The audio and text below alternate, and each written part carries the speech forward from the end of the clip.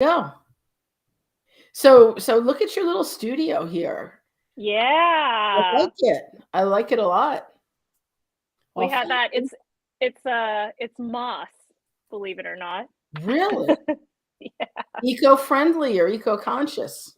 Yes, we try to be. That is excellent. So this is where you filmed a lot of your course content, right? We did. We are and the course content is really all written content now, but this is where we're filming everything that's going to be coming out on video.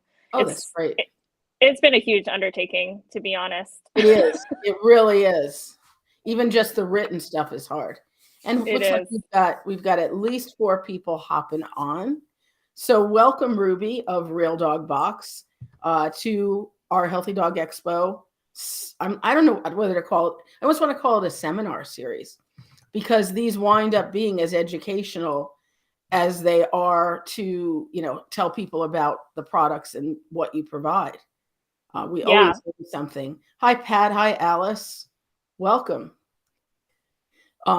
So let's see. You're in California, right? In San Diego, San sunny San Diego. Diego, I don't where it's know. supposed to be 75 degrees, bright and sunny every day, but today is not. Well, believe me, and Janet, you'll have to tell me what weather you're having. We are having the most disgusting sleet storm.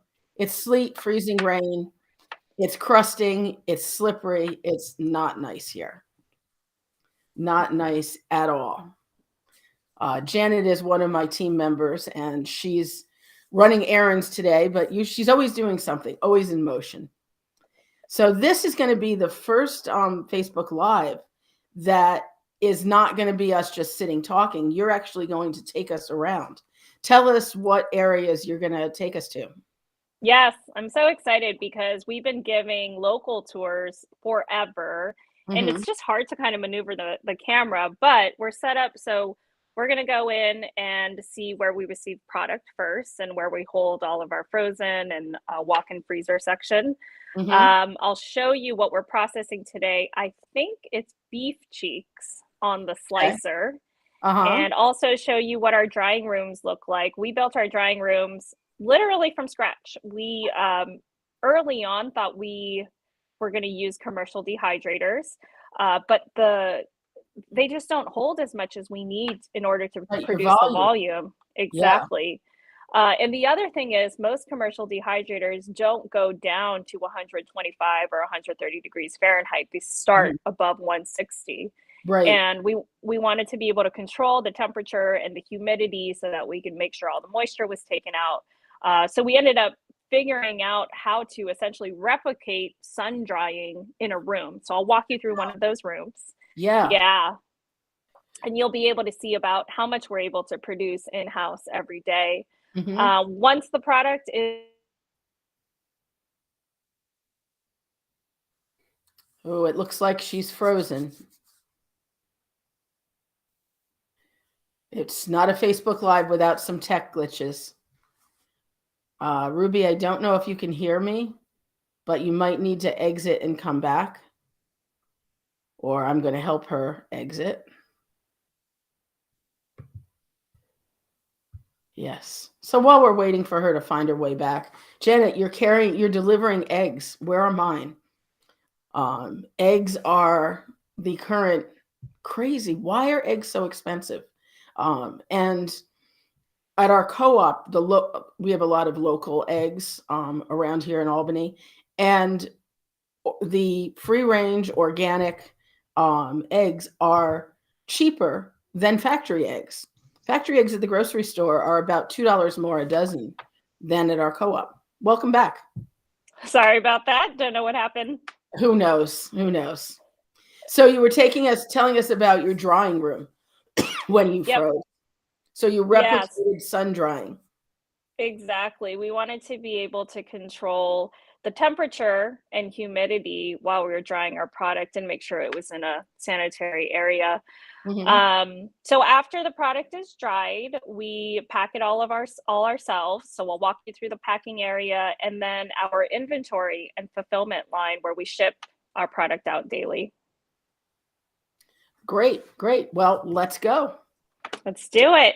All right, So guys, grab this will be camera. interesting. Forgive us. We have no like tripod on wheels with the guy like they have in the movie.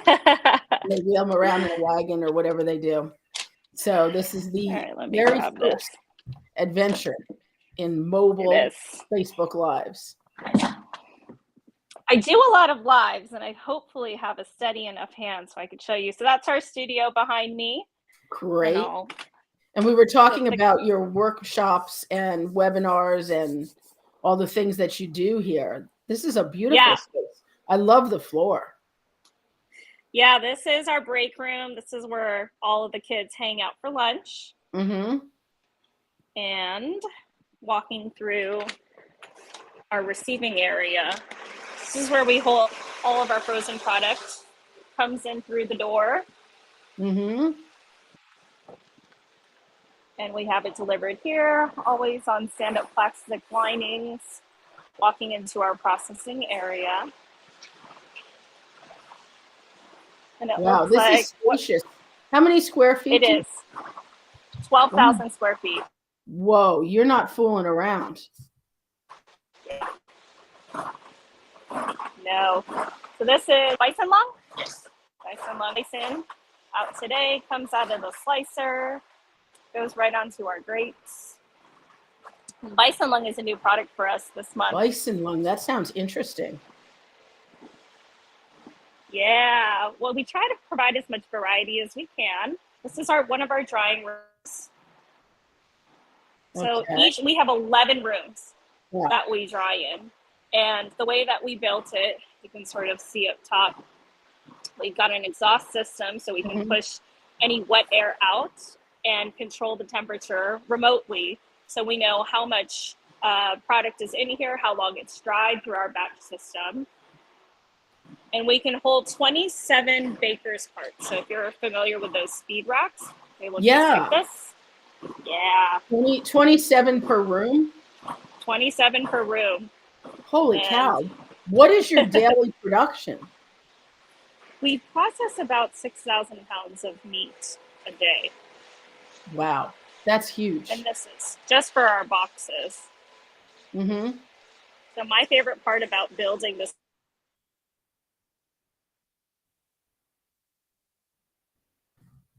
Oh, I think she ran out of signal.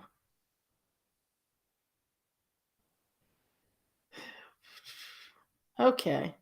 Well, we'll pause right here, guys. Drainage system. Okay, you cut out for a bit. What was the last thing you heard? The 6,000, just after the 6,000 pounds. So about 6,000 pounds. We do mostly almost 2 tons of meat every 2 days. Wow. So between 4,000 to 6,000 pounds. Yeah, but what I was saying is my favorite part about this. Okay, guys, this is sounding like a Habib adventure with our tech glitches. Kathy is asking while we're waiting about the difference between air dried and dehydrated. Dehydrated is not bad for dogs at all. And air dried, actually, there is no technical definition for air dried. I don't know what Ruby's doing, but she'll get there. So dehydrated by definition is a low and slow process. As Ruby said earlier, they take theirs down to 135 degrees. Okay. It looks like we're getting Ruby back. No. Not working. If anybody on Ruby's team is out there, can you check in with her and see what we've got? I suspect a weak signal, and certainly you all know some buildings, it's just like the walls are so thick, Wi-Fi doesn't work, and your cell phone signal just is too weak to support video. There, you're back. 18th Sorry time about that. I know. I'm gonna do a quick round because I think it's the Wi-Fi. Yeah. Yeah, I bet it is. Go. Okay, so we processed ours. I was saying my favorite part of building this whole thing was these floor drains, because Christmas Eve, I think 2019, we were building out this entire facility, and that was me digging a hole down there. Oh, wow. All right, so processing is right behind me. And then what happens is once the product is adequately dried, we pack the product right. Oh, we'll get there, guys. So Kathy is saying, and although raw still, but dry, less messy. Remember, most of these are treat type things, so not the core foods. And technically not raw. I would classify it as very gently cooked. So to me, raw is unprocessed and requires refrigeration.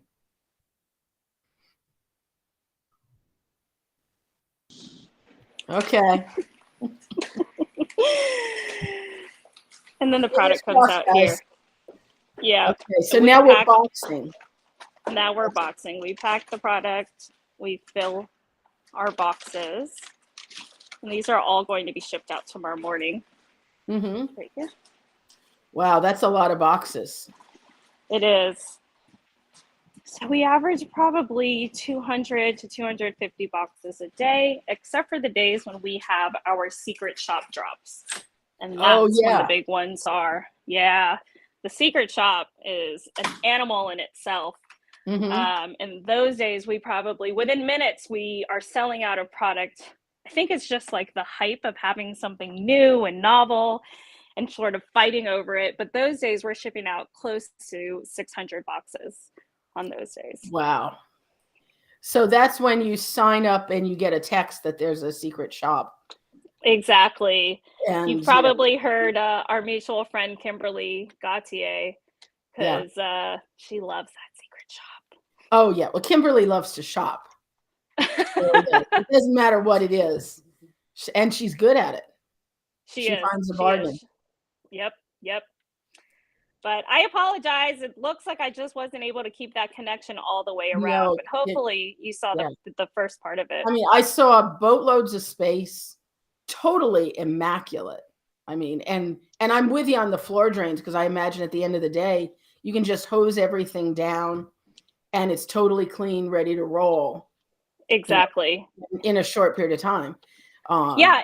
In our very first commercial kitchen that we had up in Escondido, it was 1,000 square feet. I mean, we could barely move in there. And so having all of this extra space really allowed us to set it up the way that we thought would work best. Yeah. And, you can see how efficient it is with all the rolling carts and stuff to move, hundreds and hundreds of pounds of meat at a time. And when you set your boxes out and zoom through and get everything packed, that's perfect. It's beautiful. Yeah. And I think somebody asked whether the product was dried or raw. So we receive it raw. Yeah. Dehydration versus, air drying. I mean, nobody has a technical definition of air drying yet. Yeah. In a sense, if it's not happening underwater, it's air. So I don't know. Exactly. Yeah, no, we do regulate the temperature. I mean, believe it or not, even though it's supposed to be 75 and sunny all the time in San Diego, it's 45 degrees today. That's cold. And yeah, it is. And things are not going to dry at that temperature. So we try to keep it between 120 and 130 degrees Fahrenheit. Yeah. So we're retaining as much nutritional value as we can while still getting out that moisture so that it's a shelf-stable product. Right. When we started out, we thought we were going to be a raw food subscription company. We were like, these are all the ingredients. This is what we need. But shipping frozen product, and I commend, it is a nightmare. And now that raw feeding is a little more popular, you have people that are willing to pay that price because they realize that the convenience of having somebody make the product for you is just unmatched. But back when we were doing it, everyone was like, first of all, I don't know about this raw thing, and then, let alone shelling out $120 for a dog as small as a Yorkie a week. Like, that was just a lot. That was a lot. Yeah. Hmm. And I mean, people have asked me, don't you want to have your own raw food brand? And I'm like, no, no way. No way. Yeah. Um, logistic And night. it is, I was chatting with Dr. Connor Brady, who I Mhm. know he did some sort of manufacturing at some point in his career. Yeah. And he was like, why are you doing that? It's so hard. Yeah. Because, it's very easy to hire a co-packer or somebody else that does some sort of manufacturing and ship the product Mhm. out on your behalf. But it's also easy to lose control of the quality of the product when somebody else is handling it for you. Yeah. That's a lot of trust to put your name in someone's hands, Yep. for sure. Let's see if I can stick this on here. So what was the first product you launched with? Oh, our When? flagship box. Yeah, Yeah. it was a treat and chew box, our very big box. I have our DIY toolkit that I'm going to show you guys here in just a moment. But it's treats and chews. And the idea was that we would take the ingredients of our raw meals, which we thought we were going to do, a raw food Mhm. subscription food, and we would cannibalize those ingredients and just dry them individually into treats Mhm. and chews. One, to make it shelf stable, logistically so much easier to ship. Yes. Yes. And two, I think treats and chews aren't as scary as transitioning to a raw Mhm. diet for a lot of people. Sure. Sure. And so we hoped to be the stepping stone between a completely processed food diet and a fresh food diet, just to get people more comfortable with handling different body parts of the Mhm. animals and Yeah, that's seeing hard duck for most heads. people. Yeah, it is. It's one of the things that I think we're now more accustomed to knowing where our food comes from, even as, regular everyday consumers and going to Mhm. our grocery stores. I think when I hopped out a little bit, you mentioned how egg prices are just soaring. They're soaring. And finally, people are asking why. Like, I wonder why. Whereas before it was just like, I'll get eggs next time, not a big deal. But I think people are finally more connected with where their food is coming from, Mhm. who is making it. And that I think we entered the industry at the right time for something like that. Definitely. Definitely. And when did you enter the industry? We started in July of 2015. So Oh, it's wow. been almost 8 years. That's Yeah, great. it's been a journey. Yeah, now you get to that point where you really feel like you know what you're doing and you start getting creative and finding new things. You were mentioning the bison lung is new. What other new things do you have? Yeah, we've got, let me just hook this camera in real quick. I'm having trouble. There we go. So we've got bison lung as the muscle meat of this month. Nice big bag, 3 ounce. And a new product that we've been working on forever to source is our duck heart. Oh, yes. Yeah, Yeah, so duck I heart. love hearts as treats. Yeah, I mean, the duck itself is generally speaking not a very easy protein to source, but it's so highly coveted Yeah. among, not just the raw feeding community, but people looking for novel proteins to feed their Mhm. dogs. Sure. Um, yeah, and it took us quite a while to be able to produce in the volume that we're at now. And that is one of our biggest challenges with sourcing.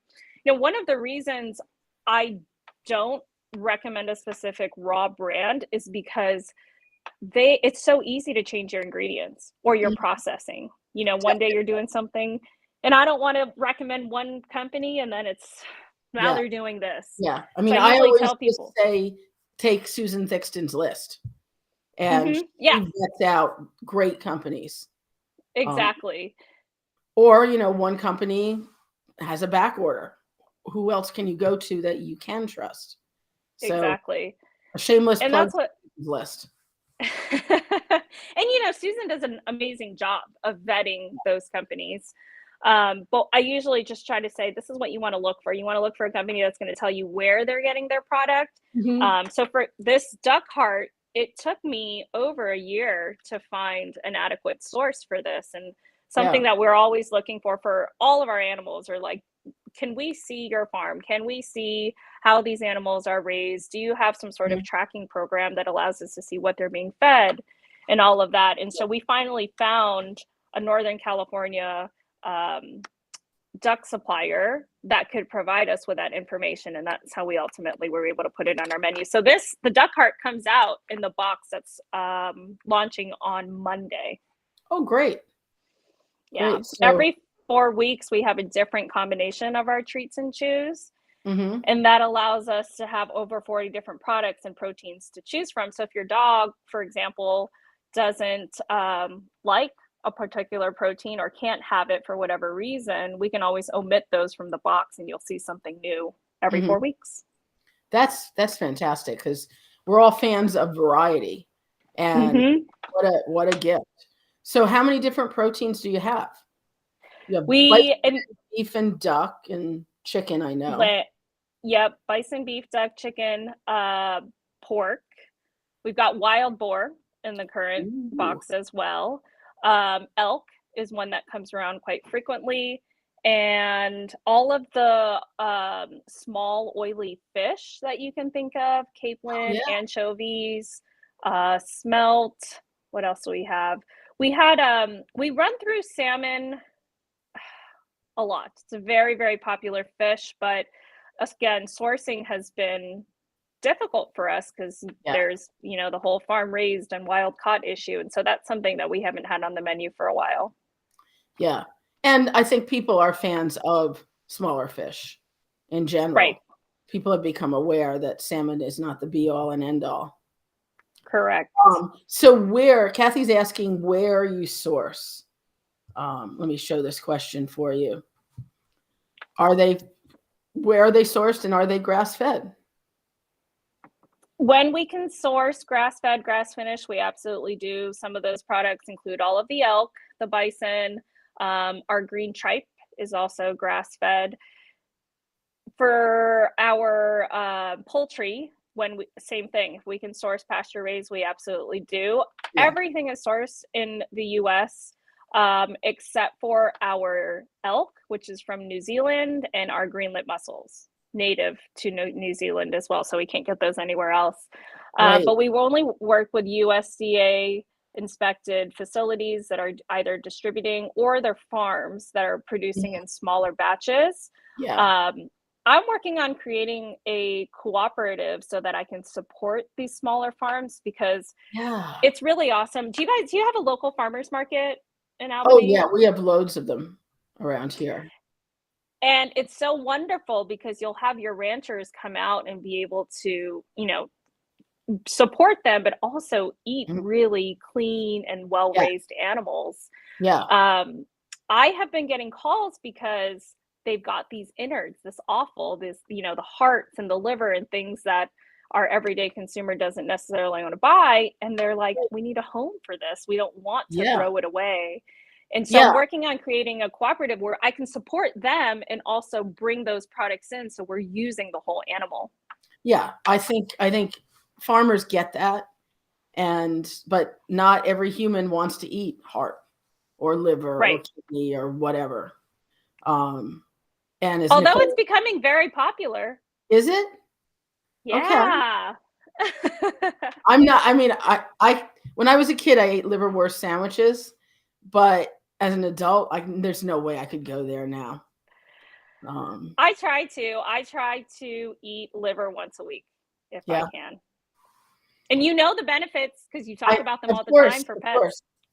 I know the benefits, but oh God, it just, oof. Just the smell of it. It reminds me of my grandfather because he always liked liver and onions. And my grandmother would cook it, and oh, it was gross. Anyway, as Nicole Ann says, zero waste. That's the goal. I mean, whatever your ethical beliefs are, I have a lot of people who are vegetarians who feed their dog raw, and they're like, well, we want to use everything. We want to make the most of what we're doing as humans for these animals. Yeah, exactly. Yeah, and that's one of our core values. One thing though, and I want to be fully transparent about this, we can't always source grass-fed or pasture-raised free range. And I wish we could because I do think that's the right way to raise an animal and to consume one. But Mhm. our agricultural system is just not set up for that anymore. No, it isn't. Yeah. It isn't. And depending on where you are geographically, great, you're getting pasture raised, but you're shipping it in. What's your Yep. total carbon footprint? You haven't made a difference.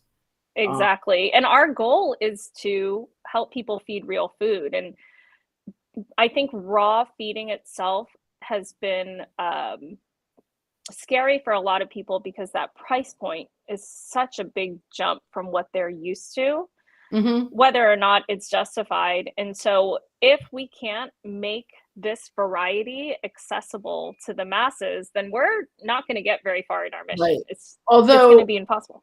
I have to say, some of the higher end kibble is pricey as all get out. It is not unusual to see $125 for a bag of dog food. You're right. And we know what's in it. We know how bad it is. Exactly.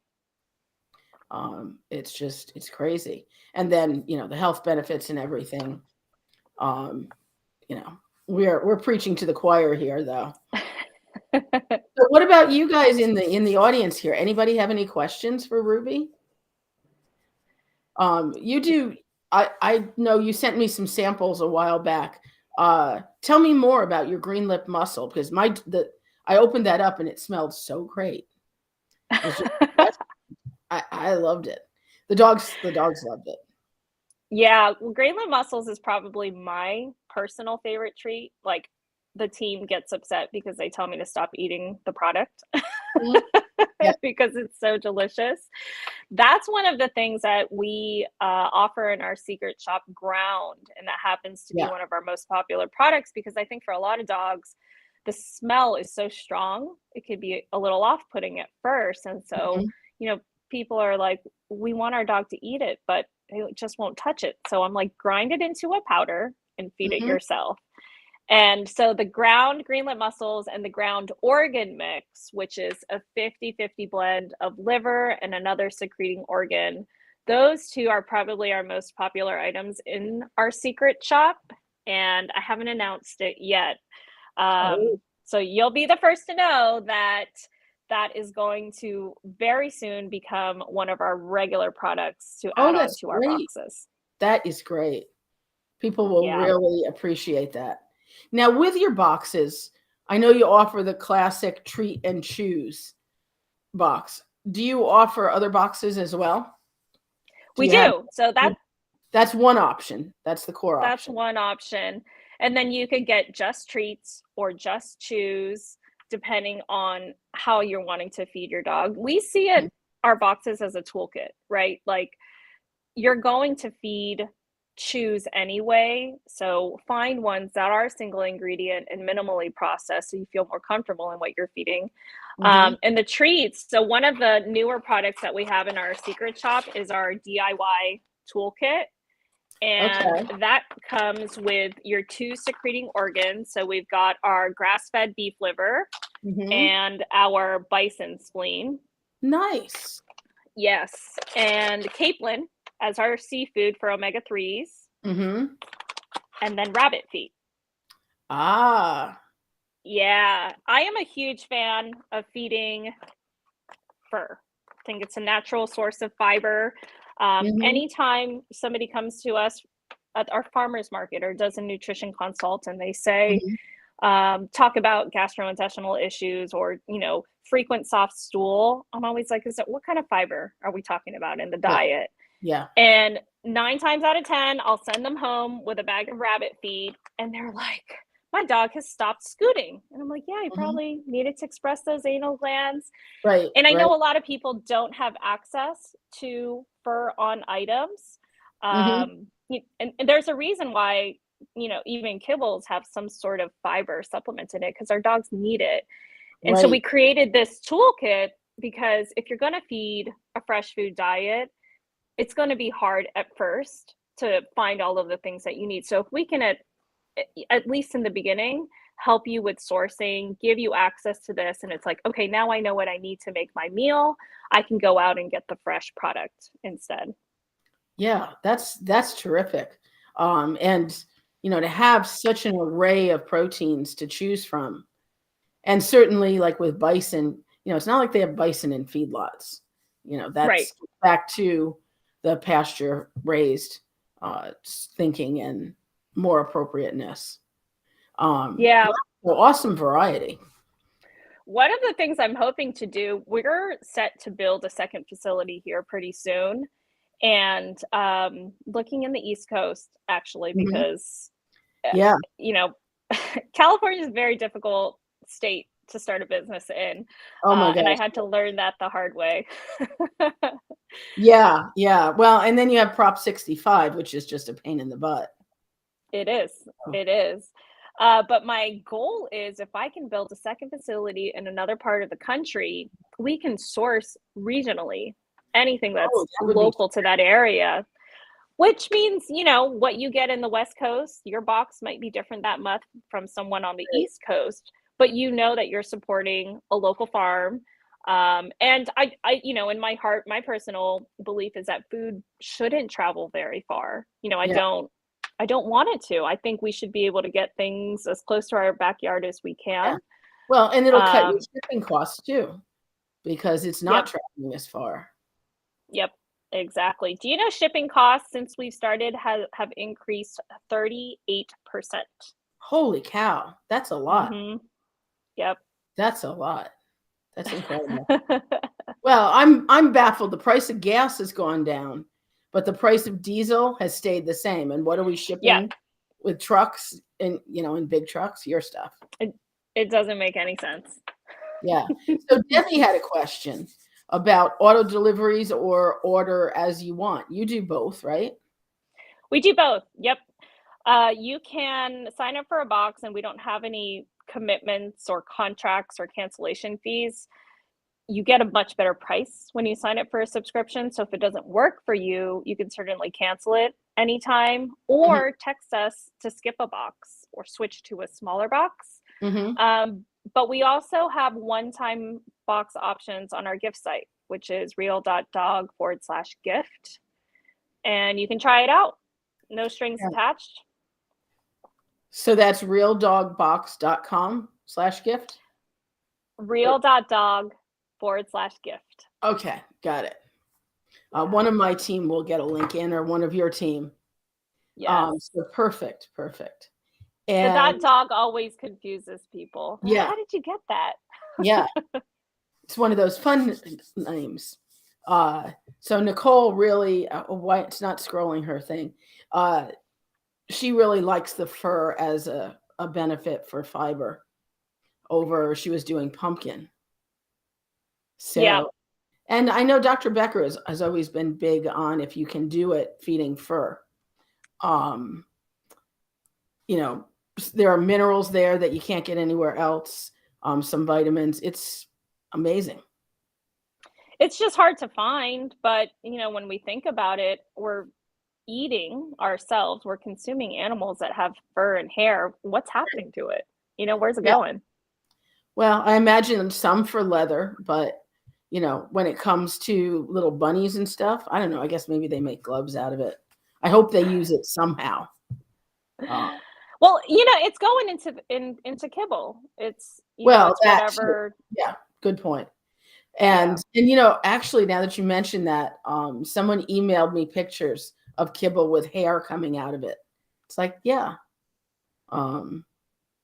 there's hair in there. There's rabbits in there. There's rats in there. There's stuff you don't want to know about in there.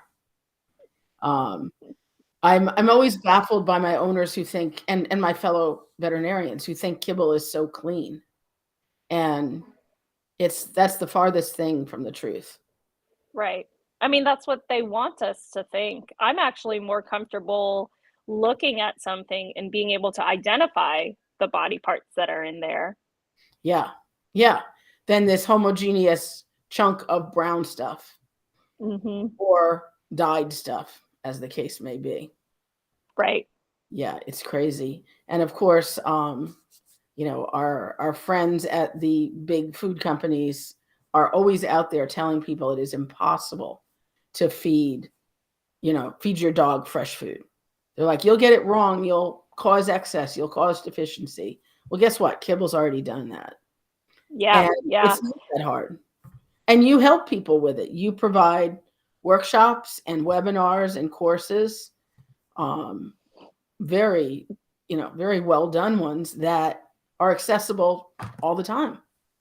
Yeah, we had to be very careful entering some of these veterinary conferences where they're more conventional. The holistic conferences, amazing, so Yeah. easy.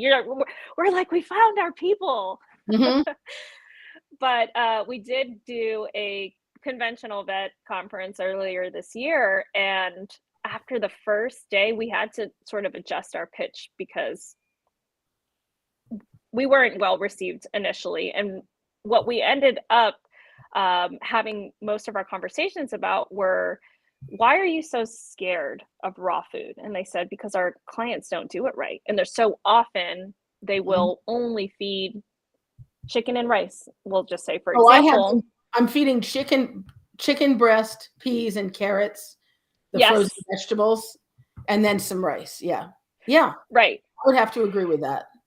Yeah. And yes, they're absolutely right. And so what we told them was that we can help them balance it. And so that day alone, we had maybe 100 veterinarians sign up for the professional course, which right Nice. now is under review for race certification so that Great. vet professionals can get their CLEs. Mm-hmm.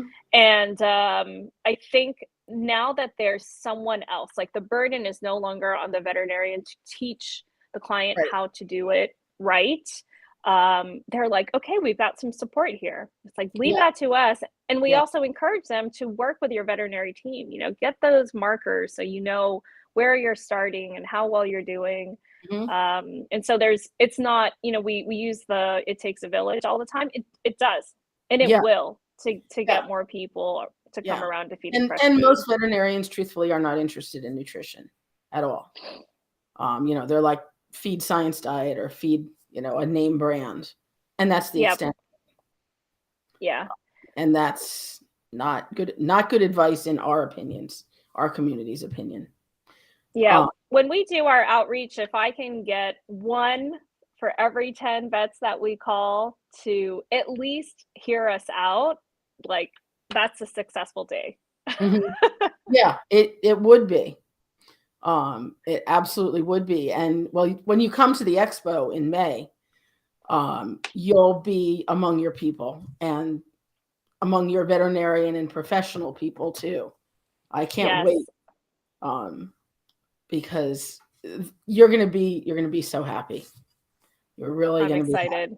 Yeah. And it won't be sleeting, and it won't what be did you say, sleeting. 12 degrees? No, remember healthydogexpo.com. And May 20th and 21st. So we should be well into spring. I wonder if I can actually put this in since my team is driving. Dog Expo. So tickets are available and you need to get them. I have no idea if my comments actually show. Oh, they do show up. Great. At least for the folks on Facebook. So yes, visit the website, see what are my sponsors are there. My speakers are there. I have one more speaker to add. So it just keeps growing. It's going to be amazing. It is. Absolutely. I'm so excited. Yeah, you've got a fantastic lineup, and I do. And it just every year it's better. So we'll have a great time. What else do we need people to know? Well, we've got go ahead. We had a request from Nicole, ancestral diet. Is that, what models do you cover in your educational efforts? Do you cover all the common models? We do. We start with PMR. People start with because it's the easiest. Yeah. We go into BARF a little bit. That has been, at least for our customer base, which is several thousand, one that a lot of people feel the most comfortable with. Mm-hmm. I think, online you can find a lot of recipes. I think Dr. Karen Becker also talks about adding fruits and veggies into the diet frequently. So we see that a lot and we try to cover it. And then we primarily follow the ancestral model. It's one that I know has been around for some time, but what we coined in our eyes to have the inclusion of omega-3s in the form of a fresh oily fish and fiber for fur.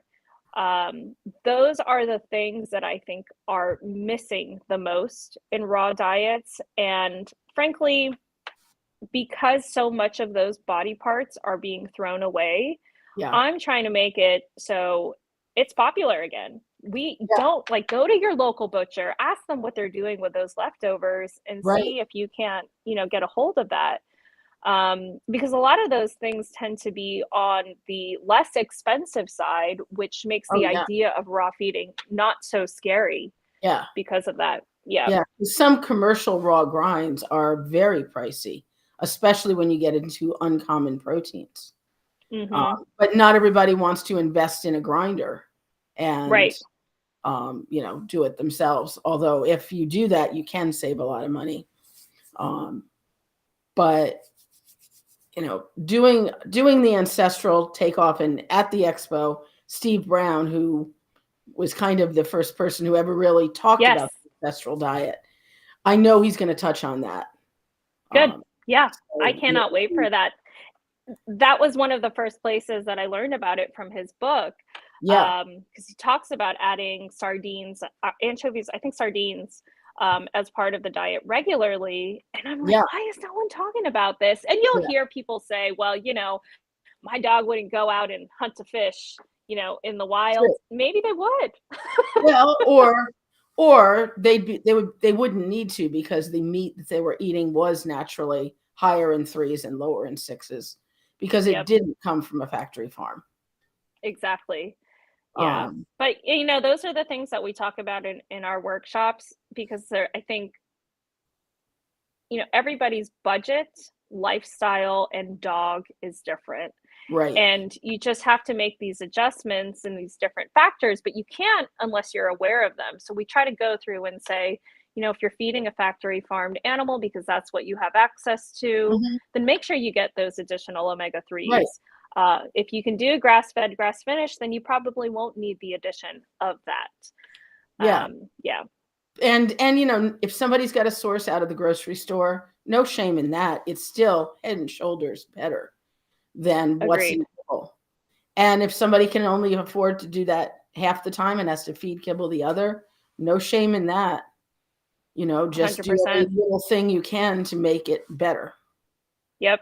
And if, variety is key. So if you can add a little bit of fresh food, add in bison lung, add in some chicken or duck hearts, that'll make a world of difference. Yeah.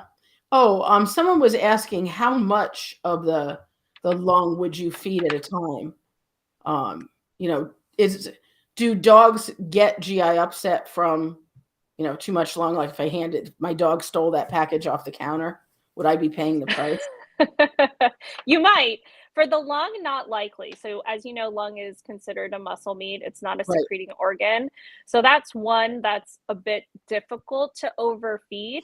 Can it happen? Yeah. Absolutely. The guideline that we ask people to follow is to feed 1 to 3 pieces a day, judge looking at the size of your dog and how accustomed they are to adjusting to a new food. Right.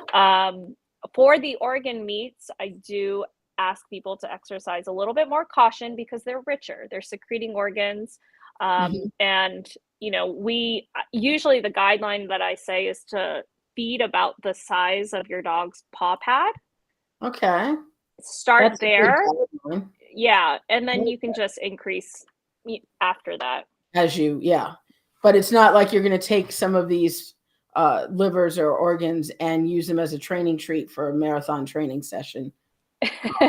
Exactly. And one thing to remember, so this is our grass-fed beef liver. This is a 2-ounce bag, and we are removing all of the moisture from this. This 2-ounce bag has lost 80% water, if not more. That means that 2 ounces was essentially made from 10 ounces of raw. So if you're feeding this whole bag, that's 10 ounces of raw beef liver, and That's a lot of liver. that's a lot. So a little goes a long way. And, you can certainly use these as training treats. They will be high value, but really they're meant to complement your diet. So Mhm. just like us, we can easily overdo it on a pint of ice cream. There's a reason why there's a serving size on there. Probably Mhm. should have 1 scoop, 2 scoops, you'll be all right. 3 scoops, you might find yourself in the restroom for an hour or Yeah. so. Yeah. And it's just the same idea. Yeah. And certainly, feeding fresh liver, I've overdone it. Or when they're first getting introduced to tripe, that's another one that commonly I tell people go gently. A teaspoon to start is fine for many dogs. Mhm. It is. It is. And even for, we talk about in our course, if you can, add a little bit of tripe or heart as part of your muscle meat, just a little bit goes a long, long way. Yeah, definitely. Definitely. Well, this is great. I'm going to just scan for any other questions. Yeah, and we're gonna post to our stories both on Facebook and Instagram more of the behind the scenes. I know a lot of people came on so that they could see the tour, and Yeah. unfortunate technical difficulties. Yeah. But that's something that we like to do. We're also hosting an event if you're local to San Diego on February 23rd, where we're opening our doors to the public. Oh, wow. Um, Great. yep, it's a sort of date night with your dog. We'll have some wine and cheese and puppy pate and Oh, bone broth. that sounds like fun. Might have to I'm looking forward to it. Yeah. Kathy has a question for her 50-pound dog. The 3 treat, 3 chew. Well, I guess for me, it would depend on how often I give a chew. Like, if I do a chew a week, maybe I need 4. What do you think?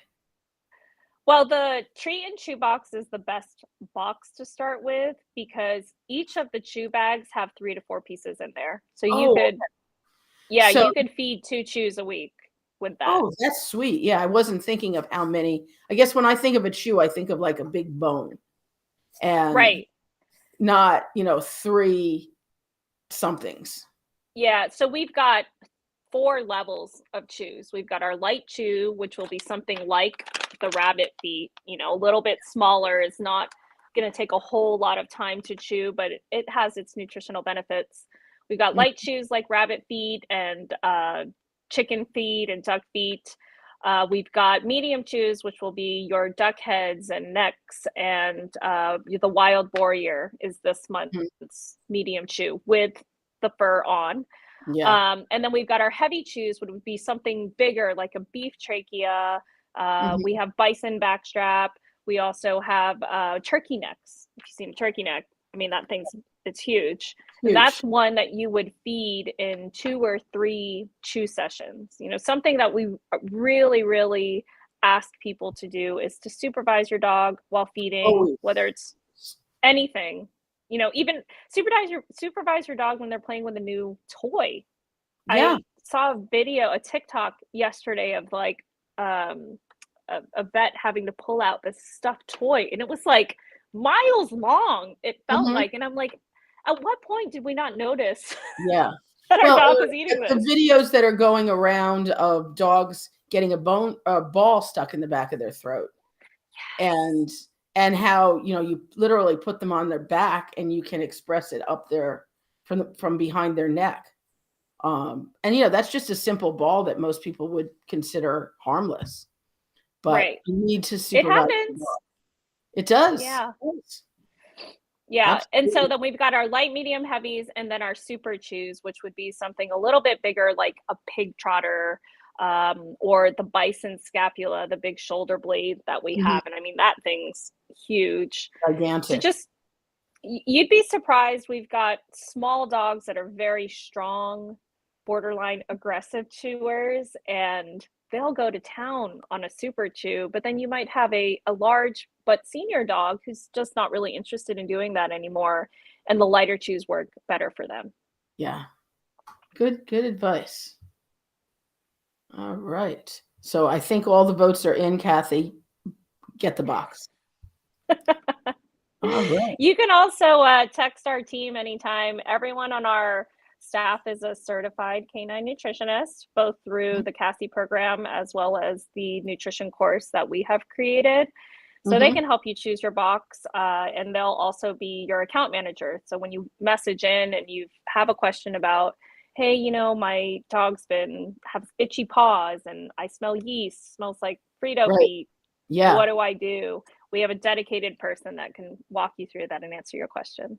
So not only you get treats and chews, you get a person. This is great. Mm-hmm. Perfect. Okay. Well, it looks like Charlie's going to enjoy his chews. So I think we've pretty much run through our questions and our time. So I want to thank you so much for coming on, taking the time today, being brave, and taking that tour, even though we got kicked off a few times. I think people really, when you get back, and you can maybe even post in the comments some additional clips so they can see Yes, what we weren't able to, and on your reel. That'll be great. And Patsy absolutely. asking for the website link again. It's real.dog. Yep, that's it. That's it. That is so easy. So thank you again, guys, for stopping in. This will be up on the website as soon as I get to it. And we will see you next week. Bye for now. Thank you.